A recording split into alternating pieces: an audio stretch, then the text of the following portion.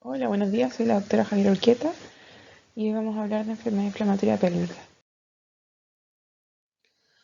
Bueno, para empezar, la enfermedad inflamatoria pélvica se define como el compromiso inflamatorio infeccioso del tracto genital superior asociado o no al compromiso de sus estructuras contiguas.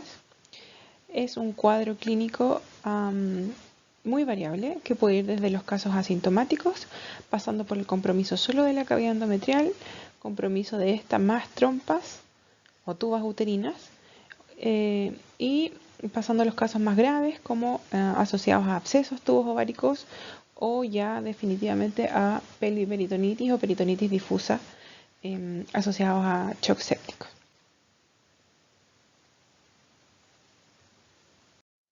En cuanto a la epidemiología de esta enfermedad, es difícil estimar la real magnitud, principalmente por las presentaciones atípicas que tiene, y se llega a estimar que alrededor de la mitad de los casos podrían ser silentes. A modo de ejemplo, en Estados Unidos se diagnostican alrededor de 800.000 casos al año. De esas, el 25% requerirían hospitalización y un 15% incluso cirugía. Lo importante es que tiene una mortalidad de alrededor del 1% y cerca de 1 de cada 4 pacientes podría recurrir. Y como consecuencias, principalmente el embarazo ectópico con un riesgo relativo de 5 a 7 veces, infertilidad, que va desde un 15% de las mujeres que han tenido un episodio hasta casi el 100% con 4 episodios o más. En Chile se estima que podría ser alrededor del 30% de los casos de infertilidad podrían estar asociados a enfermedad inflamatoria pélvica. Y lo otro importante es que alrededor del 20% de estas pacientes podrían quedar con dolor pélvico crónico. La fisiopatología de esta enfermedad se podría explicar en la mayoría de los casos por una invasión ascendente de bacterias desde la vagina hacia la cavidad uterina y las tubas. Bacterias aerobias o anaerobias colonizan estas zonas, provocando inflamación y edema del epitelio, provocando más multiplicación de bacterias, traspaso de las membranas basales y compromiso ya extratubario. Se producirían microabscesos con fibrosis, obstrucción del lumen de las tubas, lo que podría explicar el aumento de los casos de embarazos ectópicos y de infertilidad principalmente. Y la inflamación de la serosa que recubre los genitales internos podría producir adherencias a nivel abdominal, y explicar en el fondo el por qué estas pacientes pueden evolucionar con dolor pélvico crónico. Los microorganismos relacionados con esta enfermedad en la mitad de los casos son exógenos, en general asociados a infecciones de transmisión sexual, gonococo, clamidia, micoplasma, ureoplasma. Un 30% son bacterias endógenas como Escherichia coli, Klebsiella o distintos anaerobios, y un 20% estarían explicados por ambas. En cuanto a los factores de riesgo, estarían relacionados a la conducta sexual, instrumentalización de los genitales y condiciones locales que podrían facilitar la infección. Entre los más importantes está el antecedente de haber tenido un episodio de enfermedad inflamatoria pélvica o alguna infección por gonococo o clamidia. En estos casos podría haber hasta un 25% de recurrencia del episodio. Otros como inicio precoz de actividad sexual, cambio de pareja frecuente, alta frecuencia coital, no utilizar anticoncepción de barrera. En relación al uso de dispositivo intrauterino, el riesgo está limitado a las primeras 3 a 4 semanas siguientes a la inserción. Casos de vaginosis bacteriana, bajo nivel socioeconómico, tabaquismo, coito durante la menstruación como los principales. En cuanto a la clínica de la enfermedad inflamatoria pélvica, es bastante inespecífica en la mayoría de los casos y solo nos ayuda en el 65% de los casos. La molestia principal es el dolor pélvico, o referido como en abdomen inferior. Generalmente es de carácter insidioso y es variable en intensidad, desde leve a abdomen agudo, como les decía. Y lo más sugerente es un dolor bilateral y asociado a dispareunia. Otros síntomas que se pueden asociar y que nos ayudan al diagnóstico: sensación febril, calofrío, el flujo genital, leucorreas o metrorragias, o sea, sangrado fuera del ciclo. Recuerden que los factores de riesgo para desarrollar enfermedad inflamatoria pélvica son la vaginosis bacteriana y la inserción del DIU en menos de un mes. Y también podría asociar síntomas urinarios o intestinales irritativos, por ejemplo, disuria, disquexia o pseudodiarrea. En cuanto al examen físico, podemos tener en los casos más leves o asintomáticos ningún hallazgo importante, hasta los cuadros más graves con abdomen agudo, signos de irritación peritoneal, shock séptico, etc. Generalmente el dolor es un dolor difuso, podría ser mayor en los cuadrantes inferiores, asociado a ruidos de droide disminuido, Bloomberg en los casos más severos. En cuanto al examen ginecológico, podemos observar leucorrea purulenta en OCE y o salida por la uretra, inflamación del cervix, al tacto vaginal, dolor en la movilización cervical y en las zonas anexiales. Y podemos palpar también masas a nivel de zonas anexiales o en el fondo de saco de Douglas. En cuanto al diagnóstico diferencial, hay muchos cuadros que pueden dar sintomatología parecida, algunos desde la esfera ginecológica y otros desde de los otros sistemas. Principalmente otras causas de abdomen agudo que probablemente vieron en la clase anterior, como quistes ováricos rotos, torsiones ováricas, endometriosis, nefrolitiasis, apendicitis, infecciones urinarias, en embarazadas, amenaza de aborto, por ejemplo, o otras enfermedades como diverticulitis, etc. En relación al diagnóstico, tenemos los criterios clásicos de Hager establecidos en el año 87 y los establecidos por la CDC en el 98, actualizados en el 2010, los cuales se requiere un criterio mayor al menos, y estos serían dolor abdominal bajo con o sin Bloomberg, sensibilidad anexial al tacto vaginal, sensibilidad a la movilización de cuello o útero, y al menos un criterio menor, que serían fiebre sobre 38,3 grados Celsius, flujo vaginal o cervical purulento, leucocitos elevados en sangre o en el flujo genital, test microbiológicos positivos para gonocococlamia, aumento de PCR y VHS y alguna imagen tipo complejo anexial a ecografía transvaginal. Como les decía, baja utilidad y cerca de hasta un tercio de los casos podrían dar un diagnóstico incorrecto. Otro punto que nos podría ayudar es el laboratorio, ya que la clínica no es tan específica. Podemos solicitar exámenes en busca de etiologías bacterianas, infecciones de transmisión sexual, PCR para clamidia, para gonorrea o cultivos, directo al fresco o frotis de flujo endocervical. El test de Nugent si pensamos en vaginosis bacteriana. Y en cuanto a severidad del cuadro, recuento de blancos, PCR, VHS. Y por supuesto siempre descartar otras causas de dolor pélvico. Siempre buscar embarazo, solicitar beta-HCG cuantitativa o test de embarazo en orina si no lo tenemos presente. Examen de orina para descartar infección urinaria, que también es causa importante de dolor. Una ecografía pélvica y si nos queda aún así la duda, solicitar evaluación por cirugía pensando en causas no ginecológicas. La ecografía transvaginal es un buen examen para realizar el diagnóstico, pero sirve principalmente cuando las lesiones son ya más importantes.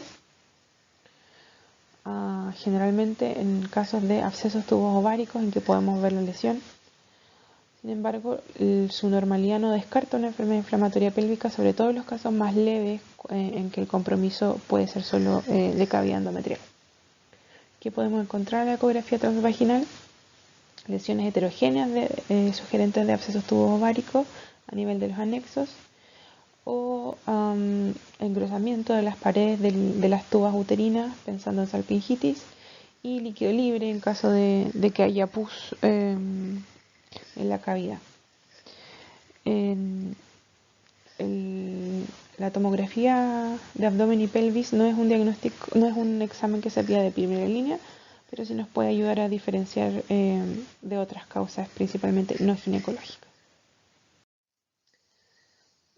Como les decía en la diapositiva anterior, las formas clínicas van desde de la presentación asintomática hasta los cuadros más severos con shock séptico y necesidad de cirugía de urgencia.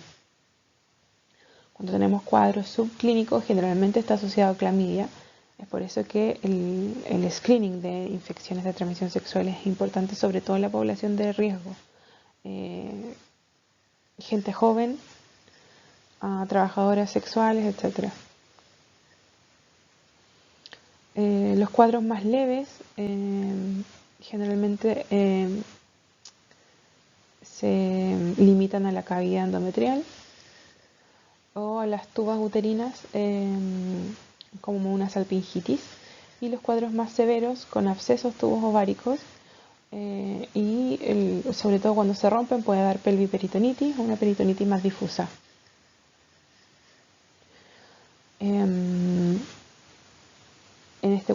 En este gráfico pueden ver que la mayoría de los casos, más de la mitad, son asintomáticos o oligosintomáticos, seguidos de los leves a moderados y un pequeño porcentaje de los cuadros más severos. Hay algunas formas clínicas más especiales. El primero, la actinomicosis pelviana, provocada por el microorganismo Actinomyces israelí. Generalmente asocia a pacientes con uso de dispositivos intrauterinos, y también el cuadro clínico es muy variable, desde cuadros asintomáticos a cuadros ya más severos con pelvis selladas, abscesos pélvicos importantes. Lo vamos a ver más adelante del tratamiento. Otra forma clínica es el absceso ovárico, que es muy poco frecuente y generalmente se ve en pacientes con tuberculosis o fiebres tifoides, muy poco frecuente en nuestros tiempos. Y el síndrome de Fitzhugh-Curtis, que es una perihepatitis asociada a enfermedad inflamatoria pélvica y tiene otras características asociadas como la ictericia, el dolor en hipocondrio derecho, hay compromiso de la zona hepática. Generalmente se asocia a enfermedad inflamatoria pélvica por gonococo, también podría ser por clamidia, y colonizan esta zona a través de las goteras parietocólicas desde la pelvis. Como les decía, son formas muy poco frecuentes que es muy raro de encontrar. El tratamiento, como les decía al principio de la clase, hay que tener un bajo umbral de sospecha para dar un tratamiento oportuno y evitar las complicaciones de un cuadro sin tratamiento. Se puede manejar ambulatoriamente siempre y cuando los cuadros sean leves a moderados, más bien leves. El tratamiento generalmente dura 2 semanas con antibióticos bi o triasociados, y generalmente vamos a asociar una cefalosporina de tercera generación a un segundo antibiótico. ¿Okay?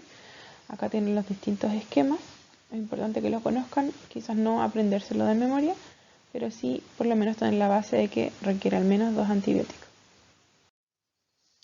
¿Cuándo vamos a hospitalizar a una paciente con enfermedad inflamatoria pélvica? Principalmente cuando tenemos una duda diagnóstica y no podemos excluir que necesite cirugía. Generalmente en abscesos pélvicos o en casos de pelviperitonitis, en que necesitamos de repente evaluación por otro especialista, sobre todo cirugía, en cuadros clínicos que ya no son leves, sino que más bien severos, asociados a abscesos tubo ovárico, a cuadros de sepsis con fiebre, elevación de parámetros inflamatorios, pacientes inmunocomprometidas, embarazadas y en pacientes que se partió con un tratamiento ambulatorio y no se vio respuesta clínica. Como última causa, en caso de pacientes que estén con incapacidad de cumplir el tratamiento, a veces con muchos vómitos, nauseosas, o pacientes que sabemos que no van a cumplir con el tratamiento, eso sería como lo principal. El tratamiento hospitalizado es generalmente endovenoso en pacientes que generalmente son más graves y consta generalmente de hidratación, analgesia y antibióticos de amplio espectro, al menos 48-72 horas hasta que la paciente esté afebril. Y en ese caso probar el cambio a vía oral. En este caso los tratamientos generalmente también son por 14 días y también asociados. Puede ser principalmente ceftriaxona, una cefalosporina tercera, asociado a doxiciclina. Podemos agregar metronidazol en caso de abscesos tubováricos o clindamicina. Y un segundo esquema sería gentamicina, bastante utilizado en ginecología.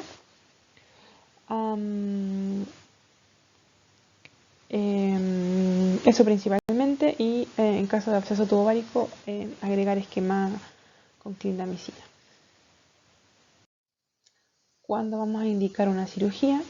En caso de pacientes en que no tenemos un diagnóstico claro, en pacientes que tienen una peritonitis al examen físico, pacientes en shock séptico, un absceso tubovárico que esté roto, que necesite aseo quirúrgico, o que sea muy grande, mayor a 8 centímetros. Generalmente van a tener una mala respuesta a tratamiento endovenoso si no se desfoca.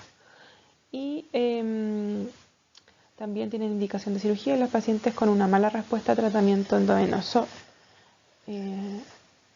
Eso principalmente.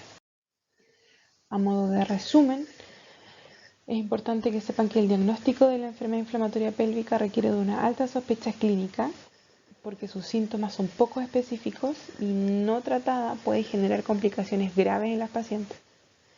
Deben iniciar tratamiento rápido, no necesariamente tienen que esperar una confirmación de laboratorio.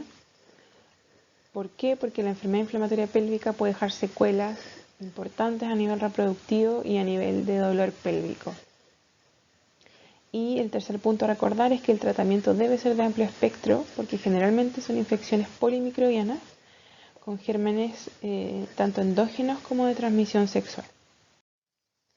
Con eso termina la clase. Recuerden que estas clases son un resumen del tema. Si quieren repasarlo a mayor profundidad, cosa que deberían hacer, pueden utilizar el manual de la Universidad Católica y también está la guía, la norma técnica del Ministerio de Salud de enfermedades de transmisión sexual, que está bastante buena. Igual vamos a tener una clase de eso. Muchas gracias.